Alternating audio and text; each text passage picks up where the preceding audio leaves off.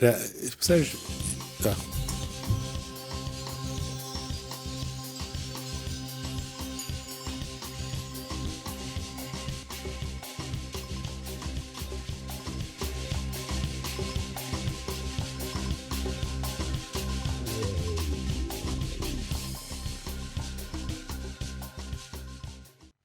Bonsoir à tous.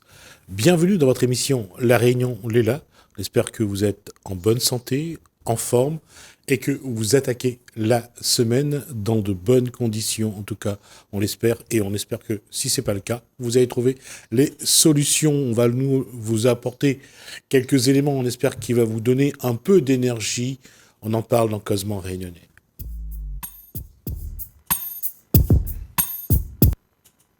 Et le coach pour vous de ce soir, ça va être donc Koussoum Lolibou avec Johnny Lebon. Bonsoir à vous. Bonsoir. Alors, vous levez les bras. 3, 2, 1, c'est parti. C'est parti. Donc, Johnny Lebon, c'est celui qui, depuis qu'il est venu avec son livre « Regarde un yab sur l'évolution de son petit pays », depuis ça, il est venu régulièrement avec nous sur le plateau chroniquer sur des points. Voilà. Alors aujourd'hui, il arrive avec. Alors, une question, c'est j'allais dire que lorsque Johnny Lebon est sur ce plateau, il y a des lanceurs d'alerte pour lui. C'est lanceur de prise de conscience.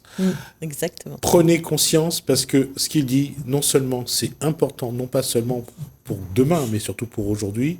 Et comment l'écouter, comment l'entendre et comment le comprendre, ça c'est quelque chose que nous devons aussi apprendre. Johnny Lebon. Oui, bonsoir. Je vais vous parler aujourd'hui d'insécurité alimentaire. Donc, alors, ça c'est...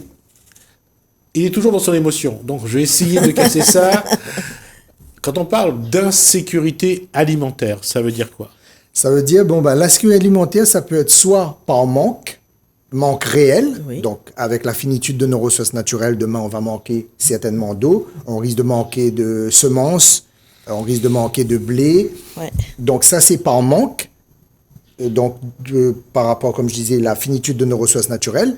Ça peut être aussi par manque spéculatif, parce qu'on a vu la guerre en Ukraine, les premiers moments de la guerre en Ukraine, on nous a dit qu'il n'y avait plus d'huile, qu'il n'y avait plus de moutarde, qu'il n'y ait plus de blé, tout ça. Farine, ça, c'est spéculatif parce qu'il y a de l'huile, il y a du blé. C'est des volontés. Alors, c'est des volontés. Et je le coupe là-dessus. Est-ce qu'il y a une volonté d'avoir créé un conflit international pour faire monter les prix du carburant, de certains produits? Posons-nous les questions. Après, donc, je disais, soit par manque naturel ou spéculatif, ou soit par empoisonnement de nos ressources naturelles. On se rend compte qu'on est dans un écosystème, on est une globalité, comme je disais la dernière fois. Nous sommes la Terre et la Terre, c'est nous.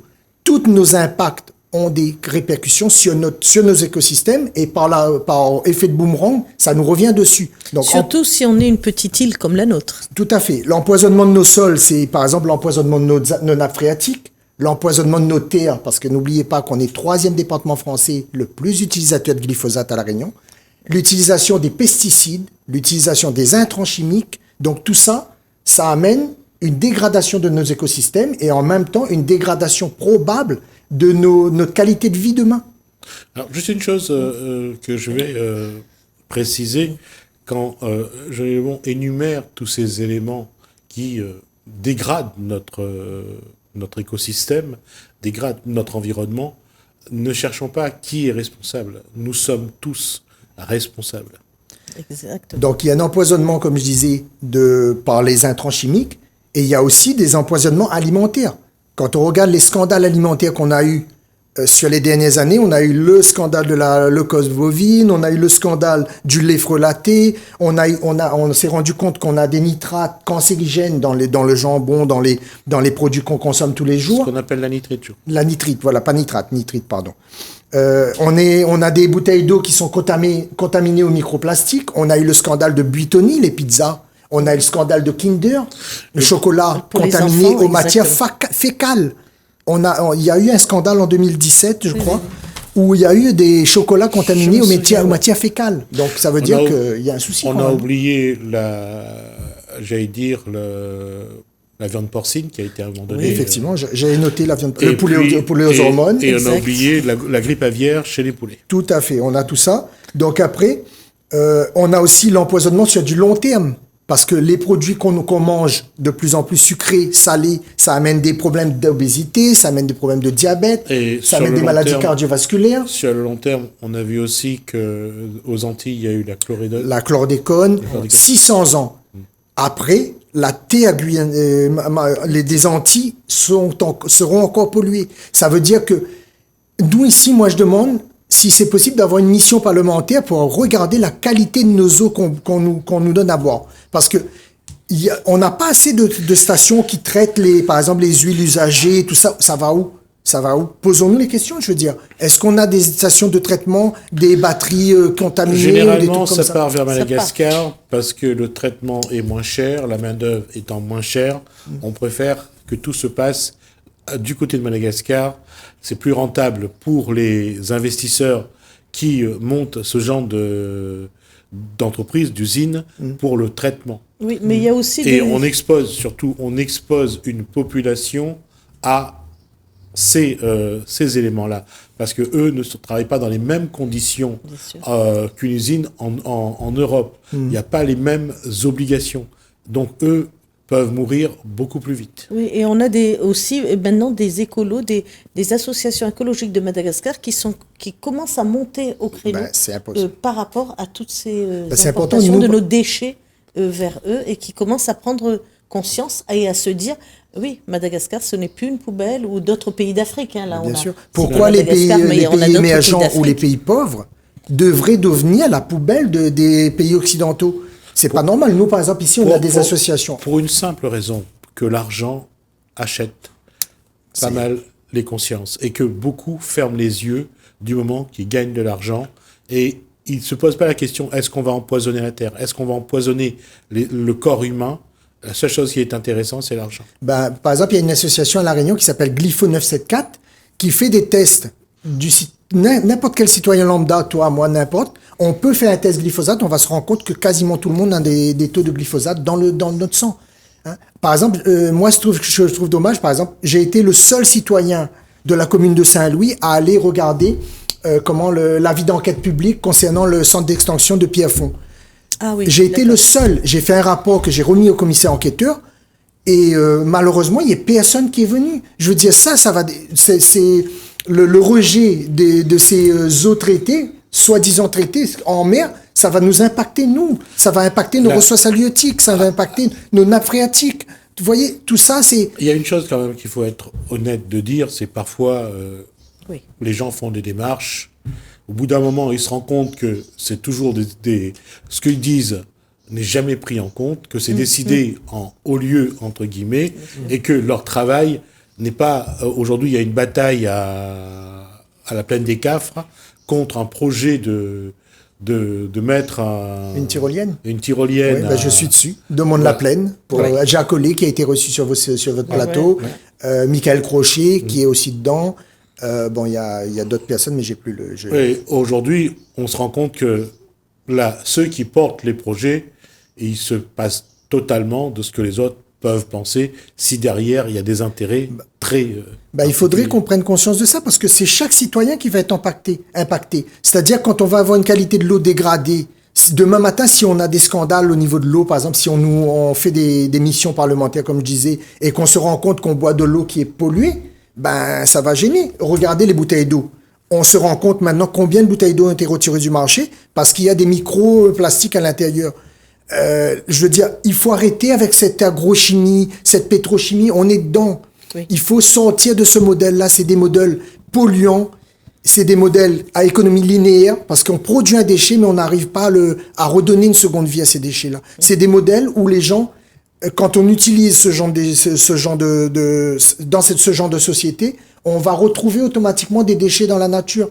Parce que nos impacts, comme je disais la dernière fois, ce qu'on appelle l'impact anthropocénique, c'est-à-dire nos impacts en tant qu'être humain sur nos écosystèmes, c'est une évidence même.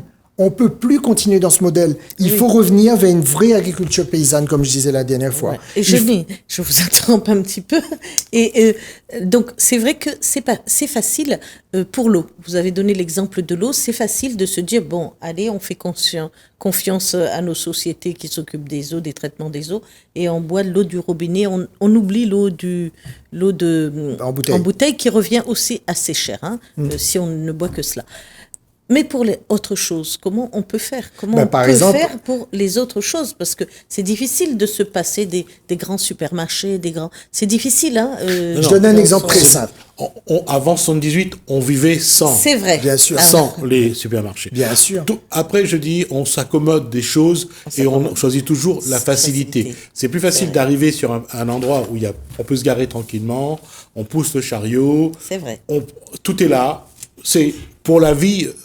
Avant, il fallait faire 5-6 magasins pour faire les mêmes courses. Oui, c'est Aujourd'hui, sûr. on en fait un seul. Et ces 5-6 magasins aussi ont fermé, et maintenant, ces 5-6 magasins sont morts, on va dire. Il n'y a plus ces petits commerçants parce que nous, on a choisi d'aller à la grande surface. Oui. Parce que les prix sont concurrentiels, sont meilleurs, sont plus compétitifs. Mais est-ce que les qualités des produits sont les meilleures? Par exemple, quand on prend des produits surgelés, par exemple. Aujourd'hui, votre question est légitime, mais à l'époque, on voulait sortir de la misère. On avait assez de ces petites boutiques qui mettaient des prix quand même qui étaient assez hauts, effectivement. Assez élevés. Quand la concurrence est arrivée, on a laissé ces petits commerces pour ces grandes surfaces, parce que les prix étaient plus intéressants pour la clientèle. Aujourd'hui, les prix les différences sont moindres, mais la qualité du produit... par exemple, les produits surgelés. Au lieu d'acheter des produits surgelés, pourquoi ne pas acheter des produits frais et le faire nous-mêmes? Comme tu disais, les gens sont dans la facilité. Mais la facilité, d'accord, parce qu'il y a des gens qui travaillent, je peux comprendre qu'il y a des familles nombreuses et tout ça, ils n'ont pas envie de rester longtemps dedans. Mais est-ce que ça vaut la peine de privilégier un produit dont on n'est pas sûr de la qualité sanitaire, alors que si on fait nous-mêmes, on est sûr de ce qu'on va manger? Moi je crois que dans ce que tu dis, c'est vrai. Mais il y a une chose, avant on fonctionnait comment à la maison? On était organisé comme une tribu où chacun avait sa tâche. Les parents n'avaient pas à porter tout. Aujourd'hui, les enfants ont une tâche difficile. Ils se réveillent le matin, il faut qu'ils trouvent leur portable, il faut qu'ils l'allument, il faut qu'ils passent des heures dessus. Comment ils vont encore trouver le temps pour s'occuper à passer un balai, à faire la vaisselle? Aujourd'hui, les enfants ne peuvent plus faire ça. Et il y a des parents qui ne demandent même pas, d'ailleurs. C'est dommage, parce qu'on mange des choses par exemple, dans les grandes...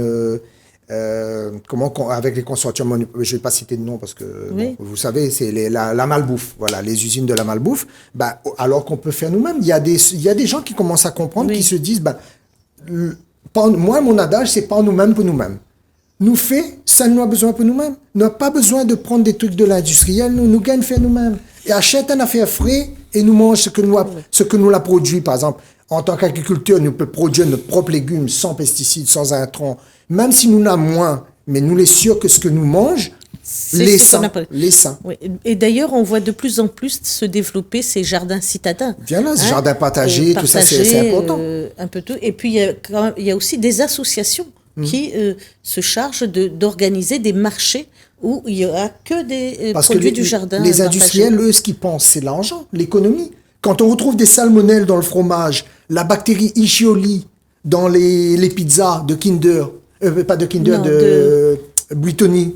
Je veux dire, l'industriel, quand il fabrique en chaîne, par batterie, une production de masse. En série. Production de masse, lui, il se soucie que de l'argent. Que de la productivité, que de la rentabilité. Oui, après, ce qu'il faut aussi peut-être souligner, c'est que comme tout nous vient de l'extérieur, puisque nous, on est une île. Malheureusement. Donc, on prend aussi des risques d'acheter toujours des produits de l'extérieur, et ça, que le transport ou la chaîne du froid ou la chaîne puisse être rompue, effectivement. Et ça, c'est un gros problème, parce que le fait de faire venir des choses de l'extérieur, on dépend donc d'un contexte géopolitique. Et le contexte géopolitique dans lequel on est en ce moment, par rapport à la guerre en Ukraine, et la volonté hégémonique des pays qui veulent récupérer l'Ukraine et aller à la limite des frontières russes, ces volontés hégémoniques-là vont nous emmener dans des crises encore plus grandes.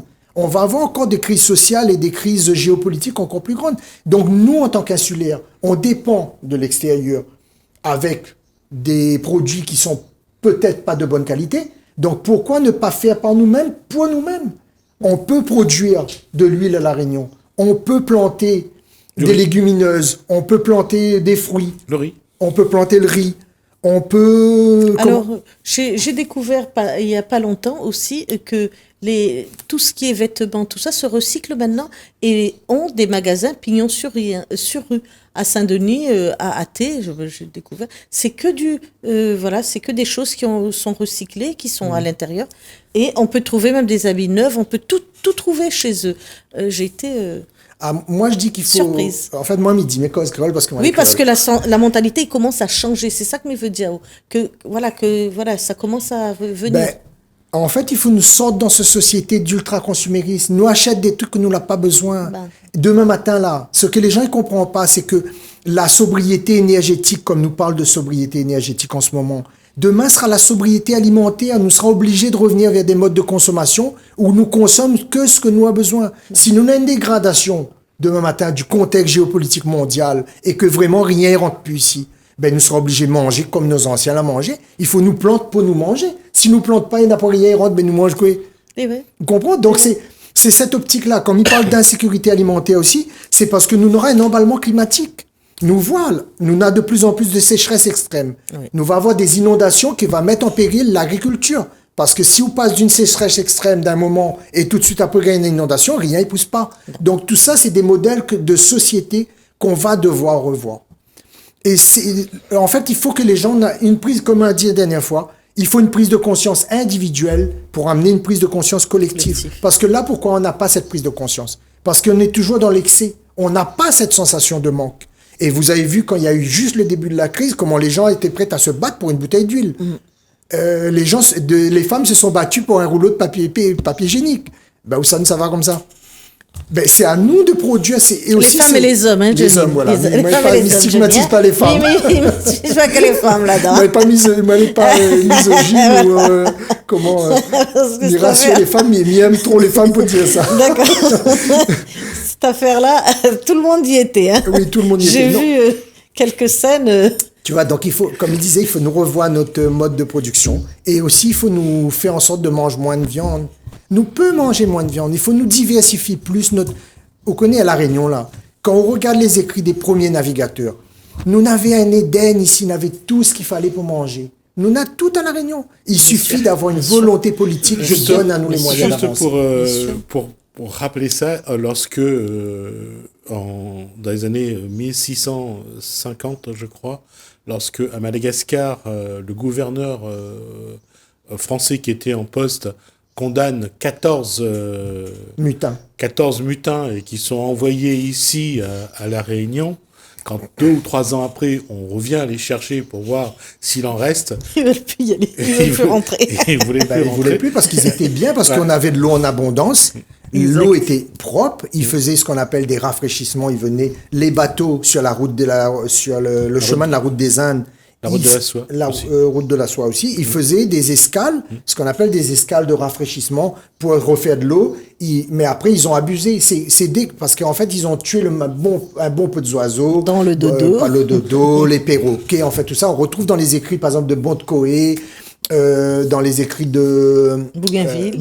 Non, peut-être Bougainville après, mais je voulais revenir sur, par exemple, Goubert ou les premiers qui sont vraiment arrivés. Avant la culture du café 1715 et après quand on a commencé à vraiment faire le boom de la canne à sucre à partir de 1815, avant ça on avait dans tous les écrits, que ce soit les navigateurs arabes, les navigateurs hollandais, les navigateurs portugais et puis après les Français qui sont arrivés, comme tu disais, les premiers Français, on a cette impression d'avoir un Éden à La Réunion. Et parce que c'est normal, l'impact anthropocénique, c'est ça, c'est-à-dire plus on est nombreux, plus on a un impact sur nos écosystèmes. Et quand on mange, par exemple, ne serait-ce le fait de manger, nous ici à La Réunion, je disais la dernière fois, le fait de faire venir des bœufs, de la viande qui viennent de l'extérieur, non seulement ça a un impact carbone, mais ça détruit d'autres écosystèmes sur la Terre même, pour que nous, on ait une viande qui peut-être n'est pas de aussi bonne qualité qu'on pourrait avoir si on a des bœufs Mais bien de sûr. notre pays à nous. Bien sûr. Vous voyez? On arrive à la fin de l'échange. Déjà, comme d'habitude, passe vite. On a encore plein de choses pour dire, mais fait dire 20 tout. minutes. De toute façon, on aura l'occasion de revoir Johnny Lebon sur ce plateau dès qu'il le souhaite et dès que Kousoulibou lui propose. Donc, merci en tout cas pour cet Merci à vous. échange. À bientôt. En tout cas, on va À bientôt, essayer, ouais. nous, d'être réguliers dans ce genre de rendez-vous pour peut-être essayer d'apporter, avec Johnny Lebon et Kousoulibou, d'apporter notre petite pierre à l'édifice, voir si on peut, quelque part, réveiller quelques consciences. Le réveil des consciences. Voilà, on va faire ça. Merci Johnny Lebon, merci Kousoulibou. Nous, on va regarder, je vous propose de regarder un reportage réalisé par des jeunes de l'IRTS de Saint-Benoît qui ont été chercher un petit peu les origines du Maloya, à savoir son histoire, qu'est-ce qui fait que cette musique, qui est vraiment endémique de la Réunion, et je mets entre guillemets endémique, mais vraiment lié à l'histoire de la Réunion. Qu'est-ce que ça fait? Donc vous verrez dans ce reportage quelques visages très connus, bien sûr, comme Daniel Ouaro, et voir un peu aussi quel est le regard de cette génération, parce que des jeunes de Saint-Louis ont également fait ce travail, rechercher les origines, voir quels sont les liens et quelle est la part du Maloya dans l'histoire.